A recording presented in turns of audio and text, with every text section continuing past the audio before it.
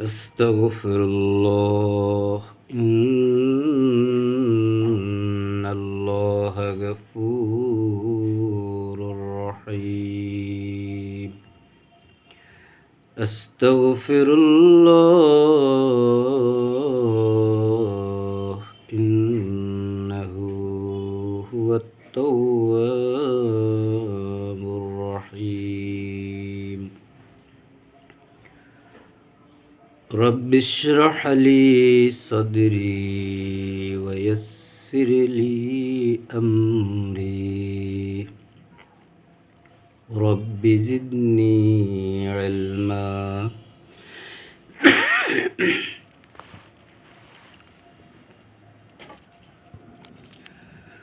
رب إني أعوذ بك أن أسألك ما ليس لي به علم وإلا تغفر لي وترحمني أكن من الخاسرين رب إني أعوذ بك من همزات الشياطين وأعوذ بك رب أن يحضرون رب إني لما أنزلت إلي من خير فقير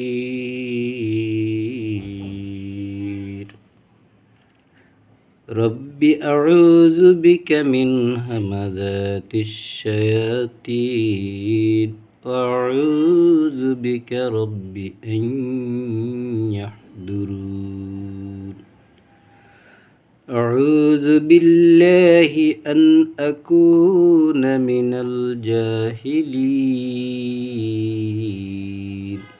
بسم الله الرحمن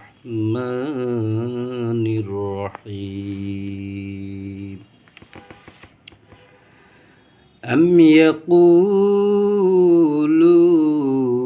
يقولون افتراه قل فأتوا بعشر سور مثله مفتريات وادعوا من استطعتم من دون الله إن كنتم صادقين بسم الله الرحمن الرحيم সূরা 11 নং সূরার 13 নং আয়াত থেকে তেলাওয়াত শুরু করছি। মক্কার যাদের নিকট নবীজি আল্লাহর বাণী প্রচার করতেন, যাদের সামনে আল্লাহর ওহী তেলাওয়াত করে শোনাতেন, তখন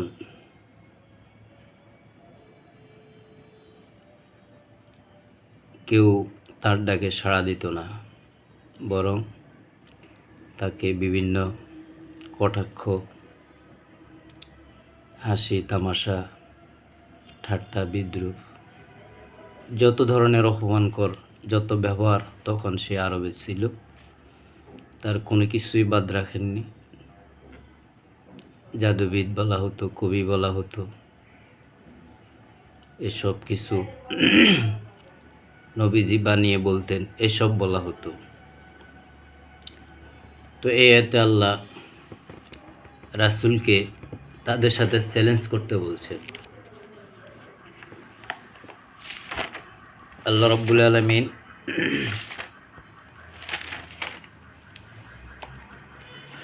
নিজেও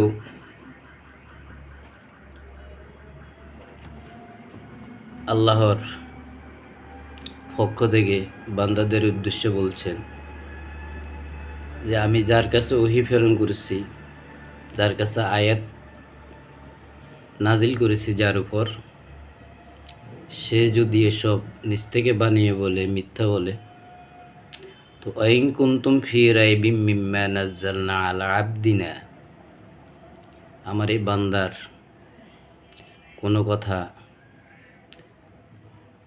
যদি তোমাদের মনে সন্দেহ জাগে, যেসব আয়াত আমার বান্দা তোমাদেরকে শোনাচ্ছে, যেসব কথাগুলো বলছে, উপদেশগুলো দিচ্ছে, সাবধানগুলো করছে,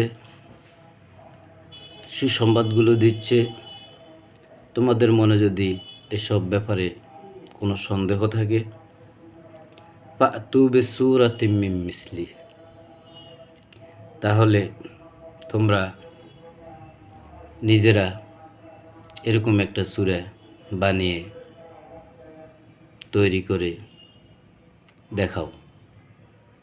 অদূ শুহাদাকুম মিন দুনিল্লাহ, আমি এক আল্লাহকে বাদ দিয়ে তোমাদের সাথে আরও যারা যারা সহযোগী আছে, সাক্ষী আছে, তাদেরকে একত্র করে তোমরা অনুরূপভাবে একটি সূরা বানিয়ে তোমরা দেখাও। ইন কুনতুম সাদিকিন, যদি তোমরা তোমাদের এই দাবিতে সত্যবাদী হয়ে থাকো। এখানে স্বয়ং আল্লাহ নবীর পক্ষ হয়ে সে আরব জাতি যারা কোরআন প্রত্যাখ্যান করতো, আল্লাহর আয়াত প্রত্যাখ্যান করতো, তাদের সাথে চ্যালেঞ্জ করছেন। আর সূরা হুদের 13 নং আয়াতে রাসূলকে বলছেন, সেই অস্বীকারী যারা, প্রত্যাখ্যানকারী যারা, যারা আপনাকে নিয়ে কটাক্ষ করে, বিদ্রুপ করে, ঠাট্টা করে, এগুলোকে জাদু বলে, কবি বলে, কবিতা বলে, মিথ্যা বানোয়াট বলে, আম ইয়াকুলুনা ইফতারা, যখন তারা এরকম বলে যে আপনি নিজে এগুলো রচনা করেন, আপনি নিজে এগুলো তৈরি করেন, আপনি নিজ থেকে এগুলো বলেন, তাদের উদ্দেশ্যে আপনি বলুন, কুল ফাতু বিআশরি সুওয়ারিম মিন মিসলিহি মুফতারায়াতিন,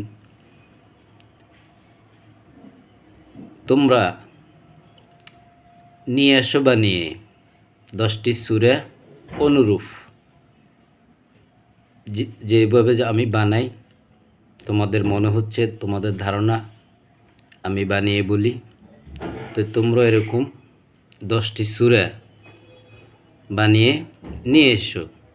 অদউ মান ইসতাতাতুম, এবং তাদেরকেও ডেকে নাও যারা বানাতে তোমাদের সাথে সক্ষম, এই সূরাগুলো তাদেরকেও তোমাদের সাথে এনে একত্রিত করো, তাদেরকেও ডাকো, সবাই একজোট হয়ে এরকম 10টি সূরা বানিয়ে, যেরকম আমি বানাই তোমরা ধারণা করো, তো তোমরা এরকম বানিয়ে আনো, মিন দুনিল্লাহি, এক আল্লাহ ব্যতীত, এক আল্লাহর সাহায্য ব্যতীত, এক আল্লাহর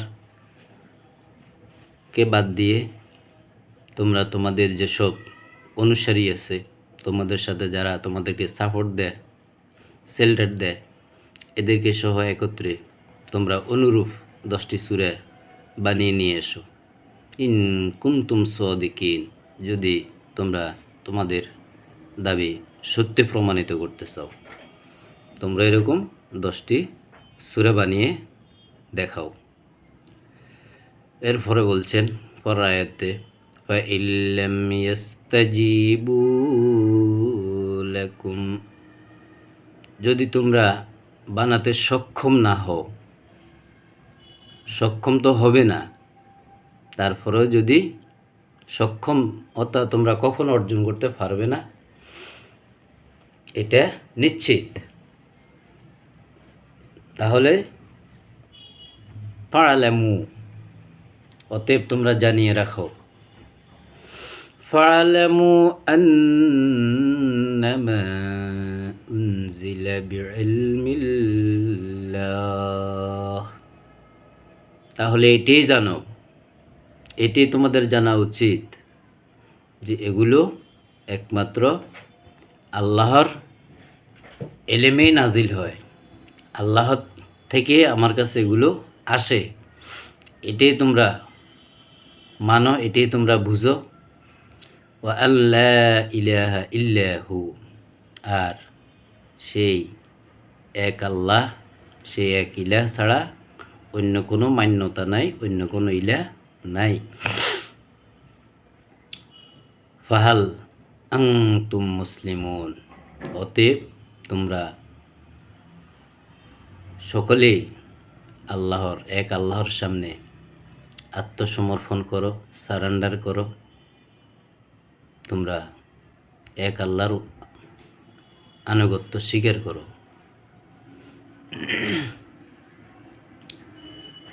এরপর আয়াত আল্লাহ বলছেন, মান কানা ইউরিদুল হায়াতাদ দুনিয়া, যারা দুনিয়ার জীবনকে প্রাধান্য দেয়।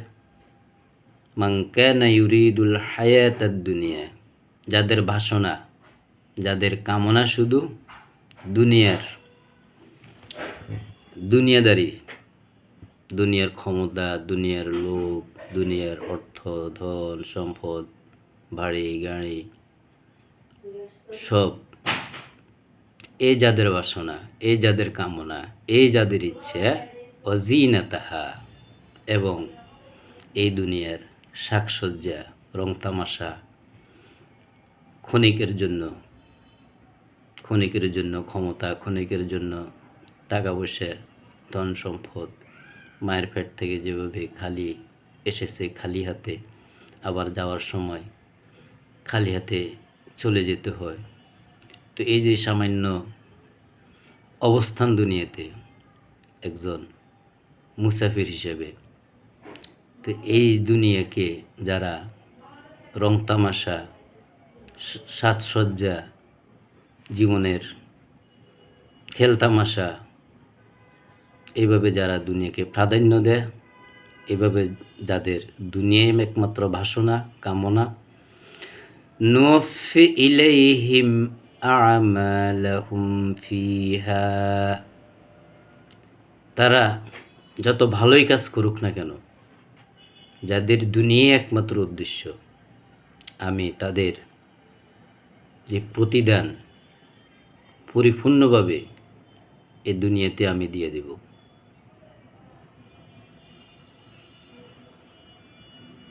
আল্লাহকে বিশ্বাস করে না, নবীকে বিশ্বাস করে না, কোরআন মানে না, কিন্তু তাদের মধ্যে এমন কিছু লোক আছে, তারা মানব সেবা করে, সমাজের বিভিন্ন উন্নয়নমূলক কাজে তারা এগিয়ে আসে, বিভিন্ন শিক্ষা প্রতিষ্ঠানে তারা সাহায্য করে, শিক্ষা প্রতিষ্ঠান তৈরি করে, মানুষের চিকিৎসার জন্য এগিয়ে আসে, বিভিন্নভাবে যেসব আর্থিক সাহায্যগুলো, বিভিন্ন কলকারখানা করে যেসব সেবা মানুষকে দেয়। তো এইসব যে ভালো কাজ, এটা আল্লাহ নিজে সাপোর্ট করেন, এগুলো আল্লাহর। তো এগুলোর বিনিময়ে আল্লাহ রাব্বুল আলামিন তাদের যে প্রতিদান, যে পুরস্কার, এটা আল্লাহ তাদেরকে দুনিয়াতেই দিয়ে দিবেন। যদি শুধু দুনিয়া নিয়ে তারা পড়ে থাকে, আল্লাহর আয়াতকে যদি তারা অনুসরণ না করে, আল্লাহর আয়াত অনুযায়ী তারা যদি নিজের জীবনকে পরিচালিত করতে না পারে, ফাহাল আনতুম মুসলিমুন, তোমরা আল্লাহর সামনে আত্মসমর্পণ করো, সারেন্ডার করো। তোমাদের যে স্বাধীনতা, পুরো স্বাধীনতাকে আল্লাহর সামনে বিসর্জন দিয়ে দাও। তো সেই স্বাধীনতা বিসর্জন দিতে গেলে দুনিয়ার কামাই হয় না। তো এই দুনিয়ার বাসনা যাদের, দুনিয়ার কামনা যাদের, দুনিয়ার এই রং তামসা যারা তাদের জীবন অতিক্রম করছে, এদের মধ্যে যেসব কাজগুলো ভালো, এইসব ভালো কাজের প্রতিদান আল্লাহ পুরোপুরিভাবে দুনিয়াতেই দিয়ে দিবেন। অহুম ফিহা লা ইউবখাসুন, কোনোভাবে ঘাটতি করা হবে না, অবশিষ্ট রাখা হবে না। সে যা প্রাপ্য আল্লাহ সব কিছুই দুনিয়াতে দিয়ে দিবেন। উলাইকাল্লাযীনা লাইসা লাহুম ফিল আখিরাতি ইল্লান নার। উলাইকাল্লাযীনা লাইসা লাহুম ফিল আখিরাতি, ওরাই যারা এ দুনিয়ার কামনা বাসনা নিয়ে রং তামাশার জীবন নিয়ে পড়ে থাকে, এদের পরকালে আর কোনো কিছুই আল্লাহ অবশিষ্ট রাখবেন না, একমাত্র আগুন ছাড়া, জাহান্নাম ছাড়া। কত দুর্ভাগ্য! উলাইকাল্লাযীনা লাইসা লাহুম ফিল আখিরাতি ইল্লান নার। ওরাই তারা যারা দুনিয়া নিয়ে পড়ে থাকে, দুনিয়ার রং তামাশাকে সুসজ্জিত করার জন্য, আরও আকর্ষণীয় করার জন্য, আরও ধনের জন্য, আরও ক্ষমতার জন্য তার জীবনে সব কিছু বিলিয়ে দেয়। এই বিলিয়ে দেওয়ার মাঝে যে জনকল্যাণমুখী যেসব কাজগুলো তারা করে, জনসেবামূলক যেসব কাজগুলো করে, অনেক মসজিদ মাদ্রাসা দান করে, এতিমকে দান করে, এসবের বিনিময়ে আল্লাহ দুনিয়াতে পরিপূর্ণভাবে দিয়ে দিবেন, কোনোভাবে কোনো কিছুই অবশিষ্ট রাখবেন না। পরকালের জন্য তার আর ভাণ্ডারে কিছুই থাকবে না, একমাত্র আগুন ছাড়া, অর্থাৎ জাহান্নাম ছাড়া। ওয়াহাবিতা মা সানাউ ফিহা, যা কিছু তারা কামাই করেছিল দুনিয়াতে, সৎ কাজ, ভালো কাজ যাই করেছে, এগুলো তারা দুনিয়াতে কি করছে? বিনষ্ট করে দিয়েছে। অবাতিলুম মা কানু ইয়ামালুন, তারা যাই করেছে সব কিছু ক্যান্সেল হয়ে যাবে, বাতিল হয়ে যাবে, বাতিল বলে গণ্য হবে। আফামান কানা বাইনাতিম মির রাব্বিহি, আফামান কানা আলা বাইনাতিম মির রাব্বিহি, সে কেমন যে ছিল প্রতিষ্ঠিত, বাইনাতিম মির রাব্বিহি, তার প্রতিপালকের পক্ষ থেকে যেসব উপদেশ, যেসব আদেশ, যেসব বর্ণনা, যেসব বিষয়, এগুলির উপরে যে ছিল প্রতিষ্ঠিত, যেগুলো আল্লাহর পক্ষ থেকে দেওয়া হয়েছে, অর্থাৎ কিতাব, আল্লাহর আয়াত, আল্লাহর কোরআন, আল্লাহর কোরআনের উপরে, আল্লাহর আয়াতের উপরে যে প্রতিষ্ঠিত ছিল, ওয়াতলুহু, এবং পাঠ করে শুনাইতো, তেলাওয়াত করে শুনাইতো, শাহিদুন, একজন সাক্ষী হিসাবে, মিনহু, আল্লাহর পক্ষ থেকে, আল্লাহর পক্ষ থেকে নিজেও প্রতিষ্ঠিত ছিল এবং মানুষদেরকেও আল্লাহর পক্ষ থেকে একজন সাক্ষী হিসাবে যে ইন্নামা আনতা নাজির, আমি একজন শুধুমাত্র সাবধানকারী, নবীকে উদ্দেশ্য করে বলছে যে একজন সাবধানকারী, একজন সাক্ষী, আমি আল্লাহর পক্ষ থেকে তোমাদেরকে তেলাওয়াত করে শুনাইতো, আর যা তেলাওয়াত করে শুনাইতো সেও তার উপরে কী ছিল? প্রতিষ্ঠিত ছিল। ومن قبله كتاب موسى إماما ورحمة, তার আগে এই কিতাব নাজিলের আগে, কোরআন নাজিলের আগে, আল্লাহর আয়াত নাজিলের আগে যে মুসার যে উপদেশ, মুসার প্রতি যে কিতাব এবং মুসার উপরে যে রহমত আল্লাহর, তারই সে অনুসরণ করত। এরপরে যখন তিনি আবার নবী হলেন, তাকে যখন আল্লাহ আবার মনোনীত করলেন, একটা পিরিয়ড, মুসা থেকে শেষ নবী আসার আগ পর্যন্ত, ঈসার আগ পর্যন্ত একটা পিরিয়ড, ঈসা থেকে মুহাম্মদের আগমনের আগ পর্যন্ত, এই যে বিশাল বিশাল যে পিরিয়ডগুলো, যে সময়গুলো শত শত বছর যে অতিক্রান্ত হয়েছে, কিতাব বিকৃত হয়ে গেছে, নবী পৃথিবী থেকে চলে গেছে। এরপর যখন জাহালিয়াতের অন্ধকার, কিতাবের আলো যখন নাই, সব অন্ধকারে যখন ছড়িয়ে গেছে পুরো সমাজে, তখন তিনি সেই মুসার অনুসারী ছিলেন, ইব্রাহিমের অনুসারী ছিলেন। যে কিতাব ছিল মুসার, যে রহমত ছিল, যে অনুগ্রহ করুণা ছিল মুসার প্রতি আল্লাহর, সেগুলিরই সেগুলোরও তিনি কি করতেন? অনুসারী ছিলেন। উলাইকা ইউমিনুনা বিহি, ওরাই সেই সব কিছুর উপরে প্রতিষ্ঠিত ছিল, ওইগুলির উপরে তারা পুরোপুরি প্রতিষ্ঠিত ছিল। অমাইয়াকফুর বিহি মিনাল আহজাব, আর যারা বিভিন্ন গোত্রের, বিভিন্ন দলের, অর্থাৎ অস্বীকারী যে দলটা, প্রত্যাখ্যানকারী যে দলটা, এদের মধ্যে যে অস্বীকার করবে,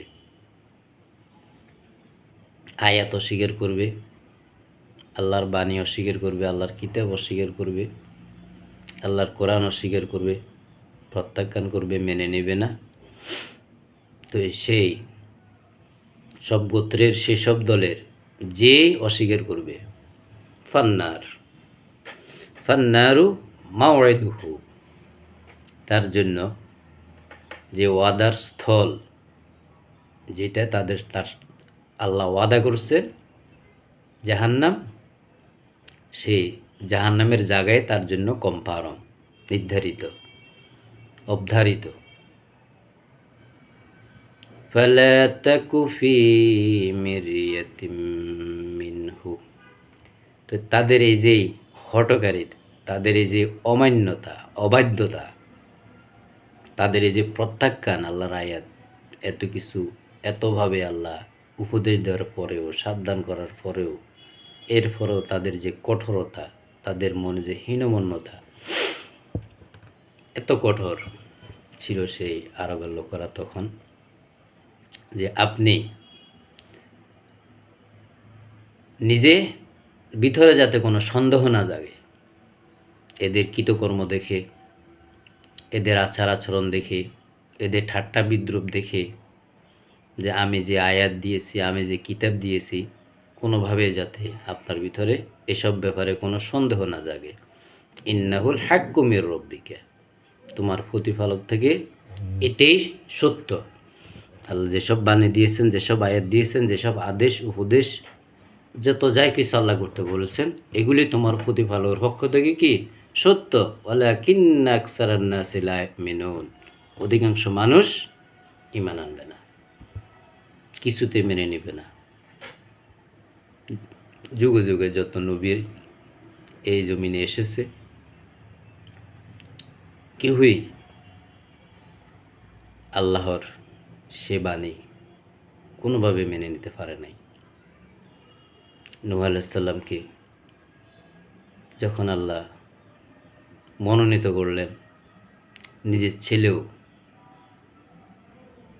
নূহের কথা শুনে নাই, আল্লাহর কথা শুনে নাই, সেও সেদিন সেই প্লাবনে ধ্বংস হয়ে গেছে। ইব্রাহিমের কথা বাবা শুনে নাই, মুসার কথা যাতে শুনেন নাই, ঈসার কথা যাতে শুনেন নাই, কোনো যুগে কোনো কালে আল্লাহর আয়াত কারো কাছে গ্রহণযোগ্য হতো না, কারো কাছে ভালো লাগতো না। যে ব্যতিক্রম আমাদের রাসূল মুহাম্মাদের উপরও ব্যাপারেও ব্যতিক্রম হয় নাই। দীর্ঘ 13টি বৎসর নবুয়ত হওয়ার পরে মক্কাতে এমন কোনো পন্থা তিনি বাদ রাখেন নাই, আল্লাহ যতভাবে না তাকে যেভাবে পরিচালিত হতে বলেছেন, মানুষের ধারে ধারে, দুয়ারে দুয়ারে কীভাবে একজন মানুষকে আল্লাহমুখী করা যায়, কীভাবে একজন মানুষকে আল্লাহর সামনে এনে আত্মসমর্পণ করানো যায়, আল্লাহর আনুগত্য করানো যায়, পুরো জীবনটা, পুরো দিন, পুরো রাতটা তিনি এসব কাজেই ব্যয় করতেন। পুরো 13টি বৎসর মক্কাতে 86টি সূরা নাজিল হয়েছিল। কোরআনের যত বড় বড় সূরা মাক্কি সূরা যেগুলো 86টি সূরা আছে, এরকম এই 13 বছর জীবনে এই সূরাগুলো নাজিল হয়েছে। কোরআনের বড় একটা অংশ এই মক্কাতেই নাজিল হয়েছে। কিন্তু 82 জন লোক এই 13 বছরে তৈরি হয়েছে, মুসলিম হয়েছে, আল্লাহর সামনে আত্মসমর্পণ করছে। বাকি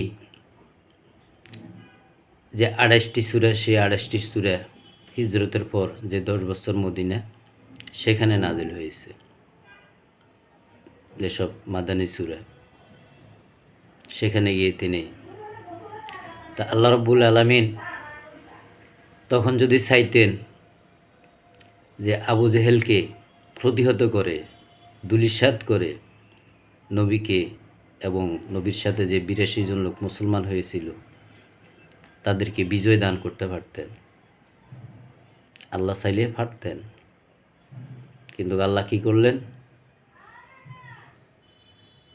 নিজেই তার রাসূলকে নিয়ে মদিনায় চলে গিয়ে সেখানে একটা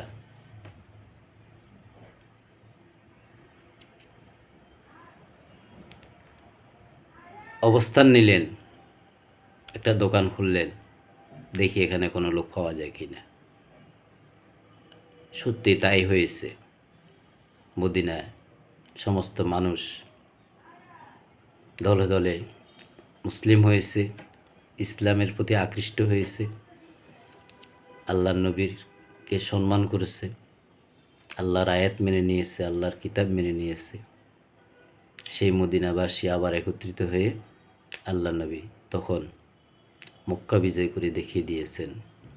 পুরো কোরআন সমাজে প্রতিষ্ঠা করে তিনি দৃষ্টান্ত স্থাপন করে দিয়েছেন যে আল্লাহর কোরআন মতে জীবন পরিচালনা করলে শান্তির সমাজ যে সুনিশ্চিত, এটা নবীজি তার মক্কি জীবন, মদিনা জীবনের 23 বছরে বাস্তব রূপে রূপান্তরিত করে দেখিয়ে দিছেন। তা আল্লাহ রাব্বুল আলামিন তখন তো চাইলে পারতেন, কিন্তু আল্লাহ নিজেই মাইকটাই গুছিয়ে নবীর সঙ্গী সাথীদেরকে নিয়ে মদিনায় চলে গেলেন। সেই বনী ইসরাইলের মুসার 6 লক্ষ লোক ফেরাউনের কবল থেকে, ফেরাউনের অত্যাচার থেকে, নির্যাতন থেকে তাদেরকে বিশাল সমুদ্র পাড়ে দিয়ে যখন ও প্রান্তে চলে গেলেন, আল্লাহর ইচ্ছা ছিল এদেরকে আল্লাহ খেলাফত দিবেন, এদেরকে ক্ষমতার উত্তরাধিকারী করবেন, এদেরকে দিয়ে ফেরাউন জাতিকে, ফেরাউনের গোষ্ঠীকে, ফেরাউনের সম্প্রদায়কে, যারা দীর্ঘদিন বিপর্যয় সৃষ্টি করত, মানুষকে ভাগ ভাগ করে রাখত, যাদেরকে দমন করে রাখত, যাদের উপর দমন পীড়ন, একজন স্বৈরশাসক ছিল, ফ্যাসিস্ট ছিল, সেই ফেরাউনকে পানিশমেন্ট দিতে, শাস্তি দিতে আল্লাহ এই মুসার এই সম্প্রদায়কে আলাদা করে নিলেন যে এদেরকে ক্ষমতার উত্তরাধিকারী করবেন, এদেরকে দিয়ে এই ফেরাউনের গোষ্ঠীকে আল্লাহ একটা শাস্তি দিবেন। এটাই ছিল আল্লাহর পরিকল্পনা।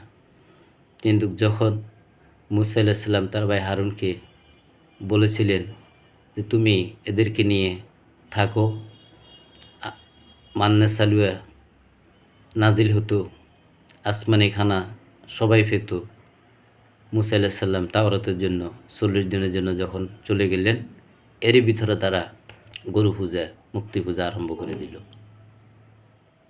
এরপর আল্লাহ সিদ্ধান্ত কি করলেন, লাড়িয়ে ফেললেন। আল্লাহ তাদের উপর আযাব, শাস্তি, অপমান যত ধরনের, কেউ মুসার কথা মেনে নেয় নাই, তাওরাতকে কেউ মেনে নেয় নাই, বরং বেশি দিন লাগে নাই, তাওরাতকে তারা বিকৃত করে ফেলেছে। মুসার কথা কেউ শোনে নাই, শুধুমাত্র মুসার ভাই হারুন ছাড়া একটা লোককেও মুসা আল্লাহর পথে আনতে পারেন নাই। আল্লাহর উদ্দেশ্য কী ছিল? আল্লাহর পরিকল্পনা ছিল এই জাতিকে খেলাফত দিবে, এই জাতিকে ক্ষমতা দিবে, ক্ষমতার উত্তরাধিকারী করবে, ফেরাউন সম্প্রদায়কে পানিশমেন্ট দিতে।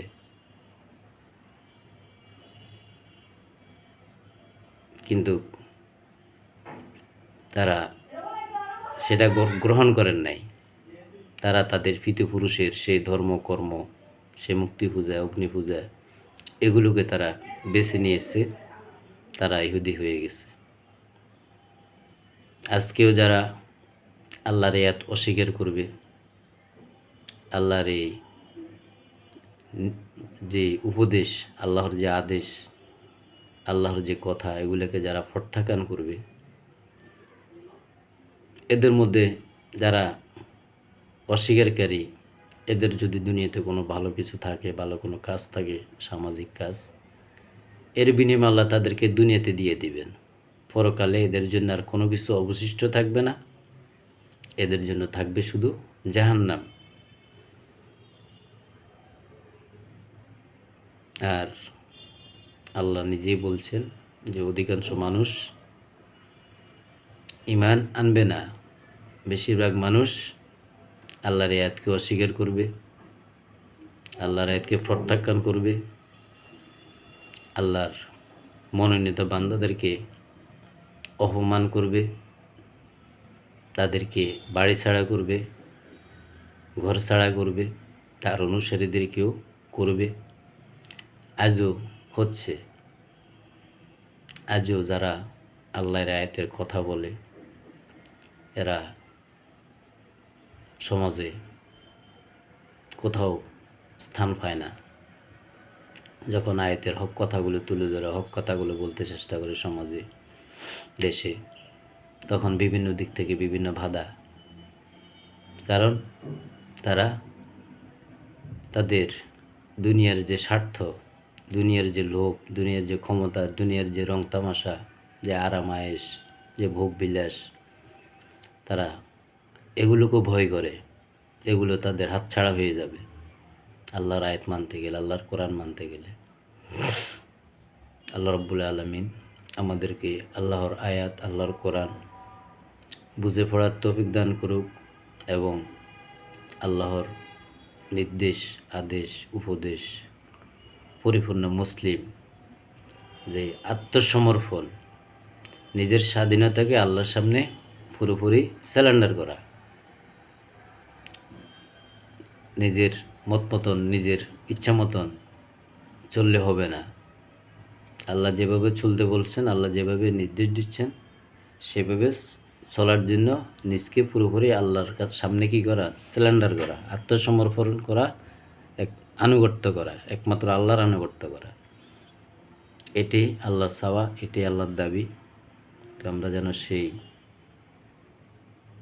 স্যালেন্ডারকারী হতে পারি, আত্মসমর্পণকারী হতে পারি, একমুখী হতে পারি, আল্লাহমুখী হতে পারি। তাহলে আমরা সফলতা পাব পরকালে। আর তা না হলে আমাদের জন্য রয়েছে কঠিন শাস্তি, পরকালের রয়েছে জাহান্নাম। এছাড়া আর ভাগ্যে কিছুই জুটবে না। তা আমরা আল্লাহর কাছ থেকে ফানা চাই, আল্লাহর কাছে ক্ষমা চাই, নিজকে সম্পূর্ণরূপে আল্লাহর সামনে নিবেদিত করতে চাই। আল্লাহ যেন কবুল করে। ওয়া আখির দাওয়ানা আলহামদুলিল্লাহি রাব্বিল আলামিন।